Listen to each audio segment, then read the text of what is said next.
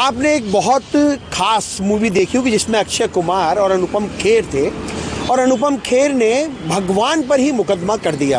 वो क्यों किया? क्योंकि भूकंप में उनकी दुकान तहस नहस हो गई थी और आनन फानन में उन्होंने भगवान को नोटिस भेजकर कोर्ट में खुद की लड़ाई लड़ी। और उस फिल्म में, क्योंकि फिल्म में भगवान का रोल अक्षय कुमार अदा कर रहे थे, इसीलिए अक्षय कुमार ने उनका मार्गदर्शन किया और शायद वो जीत भी गए। लेकिन ऐसा ही वाकया एक जयपुर में देखने को मिला, जब जयपुर विकास प्राधिकरण ने मंदिर में भगवान शिव को ही नोटिस थमा दिया। और नोटिस भी कोई ज़्यादा लंबा चौड़ा नहीं, मात्र 1.5 मीटर ज़मीन के अतिक्रमण को लेकर। हाई कोर्ट में पिटीशन दायर हुई थी अतिक्रमण को लेकर, और हाई कोर्ट ने आदेश दिया और आनन फानन ने, जेडीए ने वो नोटिस चस्पा कर दिया और भगवान शिव को 7 दिन का समय दिया। कहा कि आपको 7 दिन में जवाब पेश करना है। हमारे साथ में विश्व हिंदू परिषद के राष्ट्रीय प्रवक्ता अमितोष पारीक है, जो लगातार इन सब मुद्दों पर ज्वलनशील है। और उनका मानना है, क्योंकि विश्व हिंदू परिषद ने इस पे सबसे पहला प्रसंज्ञान लिया और मंदिर पे वहाँ जाकर के कार्यकर्ताओं ने, मंदिर के पुजारी और कई लोगों से बात की, और इस तरह के नोटिस को एक हास्यास्पद बताते हुए सरकार और सरकार के विभाग यानी जयपुर विकास प्राधिकरण पे ही एक प्रश्न चिन्ह खड़ा कर दिया। अमितोष जी, सबसे पहले तो आपका स्वागत है। भगवान को नोटिस जो आपने देखा है वही हुआ है। मुझे लग रहा है कि अधिकारी ने आनन फानन में कार्रवाई करी है। हो सकता है वो उनकी इनोसेंसी में कहूँ या उनकी नेग्लिजेंस में कहूँ, या उनको ये समझ नहीं आया कि इस गलती का हम नुकसान या फ़ायदा करें किसको। तो कोर्ट का कंटेम्प्ट ऑर्डर था, डीबी की सिविल रिट पिटीशन थी। कोर्ट ने कहा कि अगर कोई इंक्रोचमेंट है तो आप उसको मुझे अवगत करवाओ, और अगर कोई है तो उसका रिमूवल एक्शन प्लान बताओ। तो उसमें कहीं पे भी ऐसा नहीं था कि अगर है तो उसको हटाओ। There is a difference of language. लेकिन जब अधिकारी को लगा कि इस अतिक्रमण को, जो जेडीए के लैंड पे ही बना हुआ मंदिर है, उसको मैं कैसे हटाऊं और क्या जवाब दूंगा, तो मुझे लगता है कि आनन फानन में है। अपनी भूल सुधार कर सकते हैं। 28 तारीख को इसकी तारीख है, भूल सुधार कर रहे हैं। उससे पहले हमारी जिम्मेदारी थी कि हम अधिकारी को बताएं कि आप भगवान को नोटिस दे रहे हो तो आप अल्लाह को दो। भाजपा कार्यालय आइए और पास में मज़ार है, उस अल्लाह को दीजिए। पुरानी चुंगी जाइए, महारानी कॉलेज जाइए, या आप जयपुर के जगह जगह विभिन्न जगह चले जाइए, गलता गेट चली जाइए, चांदपोल चले जाइए। अल्लाह भी लड़ेंगे, जिससे भगवान शिव लड़ेंगे, अल्लाह भी लड़ेंगे। बांसवाड़ा में जाइए, चर्च को दीजिए, तो अतिक्रमित चर्च हो गए तो जीसस क्राइस्ट लड़ेंगे। तो सारे ही भगवान आके लड़ लेते हैं। रिलीजियस इंस्टीट्यूशन को सड़क पे बनाने का प्रावधान कोर्ट ने मना करा, लेकिन अतिक्रमण पे भगवान को नोटिस देना, मुझे लगता है आनन फानन है, नेग्लिजेंस और इनोसेंस है। तो भगवान को तो नोटिस दे दिया इन्होंने, अब जवाब कौन देगा? जवाब अधिकारी देंगे ना 28 को। नोटिस जिसने दिया है, नोटिस चस्पा करा है। जब आप सिविल प्रोसीजर कोड में पढ़ेंगे तो ऑर्डर 21 सम्मन की बात करता है और नोटिस की बात करता है। तो कहा है कोर्ट का ये कि अगर आप किसी के भी जाते हैं और उसको सम्मन देते हैं और वो नहीं मिलता है, तो आप उसके आप पे नोटिस चस्पा करके आते हैं, मतलब उसकी कोई भी डिस्प्ले जगह पे चस्पा कर देंगे। तो या तो ये पहले भगवान को ढूंढने गए, इनको शिव नहीं मिले होंगे वहाँ पे, लगातार तरीके से ढूंढा, नहीं मिले, तो इनने पुजारी को भी नहीं ढूंढा, क्योंकि according to order 21 of CPC आपको या तो उस व्यक्ति को जिसको देना है वो नहीं मिलता है तो उसके घर में किसी को देंगे, या उसके क्लोज को देंगे, या आस पड़ोसी वाले को देंगे। पर ये हाँ, तो वो इनको मिले नहीं ना। क्या हुआ? शिव तो मिले ही नहीं, फिर इनको पुजारी नहीं मिले, इनको ट्रस्ट के अधिकारी नहीं मिले, इनको कोई नहीं मिला।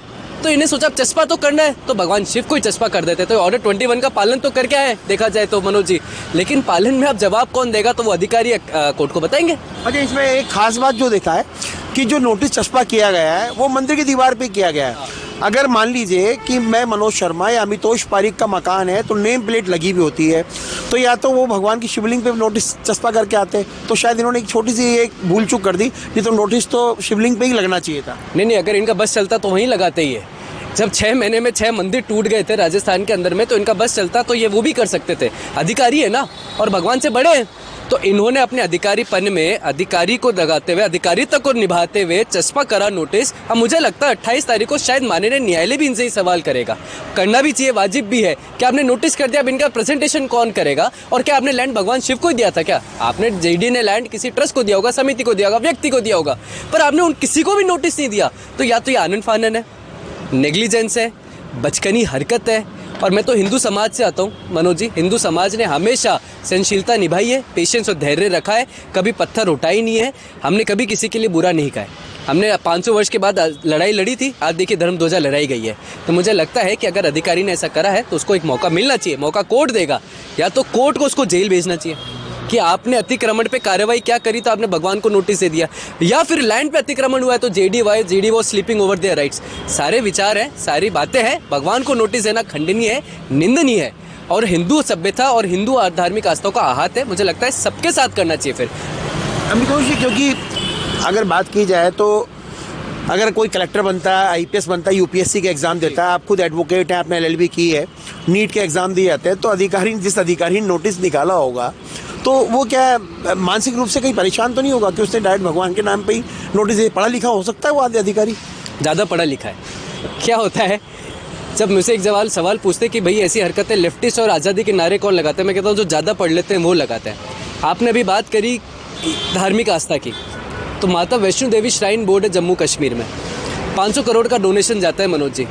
50 सीटों में से नीट से पास करे हुए सिर्फ 7 हिंदुओं को वहाँ पे एडमिशन मिला है, 1 सिख है और 40 जो है वो मुसलमान कम्युनिटी से है। वो या तो मेरिट में बन क्या रहे, डॉक्टर बन के भी बम तो फोड़ ही रहे ना वो, या तो खुद मर रहे। मुझे लगता है कि इस तरीके की हरकतें कहीं ना कहीं प्रश्न चिन्ह खड़ा करती है, प्रश्न चिन्ह अधिकारी की सोच पे खड़ा करती है। लीगल कंप्लाइंस पे मैं कभी क्वेश्चन नहीं करता, कोर्ट के आदेश पे हमेशा सम्मान रखते हैं हम, लेकिन जिस आदेश की आड़ में ये कृत्य करा गया है ये धार्मिक आस्था को आहत करने बराबर है, निंदनीय है, नीच कृत्य मैं कहूँ जिसे तो, या फिर अपने आप की गलती को छुपाना, भगवान को आड़ बनाना और नोटिस देना, ये तो वही बात होगी सनातन की सरकार और सनातन को ही नोटिस। सनातन की सरकार तो है देखिए, और हर सनातनी सरकार को वोट करता है तो अपेक्षा भी करता है, लेकिन अधिकारी के ऊपर सरकार को सोचना चाहिए, संज्ञान लेना चाहिए। कोर्ट अपनी जगह है, सरकार अपनी जगह, अधिकारी का कृत्य अपनी जगह है, लेकिन अधिकारी जिसके नेतृत्व में काम करते हैं, जो जिसके लिए काम करते हैं वो सरकार होती है। सरकार को इसको संज्ञान में लेके इस गलती को सुधार करना चाहिए, और हिंदू समाज बहुत सहनशील है। मैं जैसे कहा था पुनः इस गलती को माफ़ भी करेगा, लेकिन गलती माननी चाहिए। कहीं ऐसा तो नहीं है भगवान शिव को भोलेनाथ भी कहा जाता है, तो कहीं भोलेपन के अंदर में अधिकारी ने अपराध कर दिया और भोलेनाथ भी भोले मन से उसे माफ़ कर देंगे? भगवान शिव को तांडव भी आपको याद होगा, महादेव भी कहा जाता है और तांडव भी कहा जाता है, तो भगवान शिव बोले हैं तो तांडव भी कर सकते हैं। इसलिए शिव की शक्ति को नहीं चुनौती दे अधिकारी तो ज़्यादा बढ़िया है। अतिक्रमण है तो उसको हटाए, लेकिन अतिक्रमण की आड़ में भगवान को नोटिस ना दे। अच्छा, एक आपने बहुत बड़ा आरोप लगाया है, आरोप भी आपने लगाया कि भारतीय जनता पार्टी कार्यालय के पास में एक मज़ार बनी हुई है, छोटी झोपड़ी में बना हुआ, और भी कई जगह मज़ार बनी हुई है, उनको नोटिस। तो क्या लगता है कि कहीं ऐसा तो नहीं है, क्योंकि आप हिंदू विचारधारा के हैं, वो एक नोटिस देना एक स्वाभाविक चीज़ है, उन्होंने गलती की है, लेकिन क्योंकि आप विश्व हिंदू परिषद के प्रवक्ता भी हैं, राष्ट्रीय प्रवक्ता हैं, तो क्या लगता है कहीं ऐसा तो नहीं आपका बयान दोनों ही समुदायों के लिए खतरा पैदा हो जाए?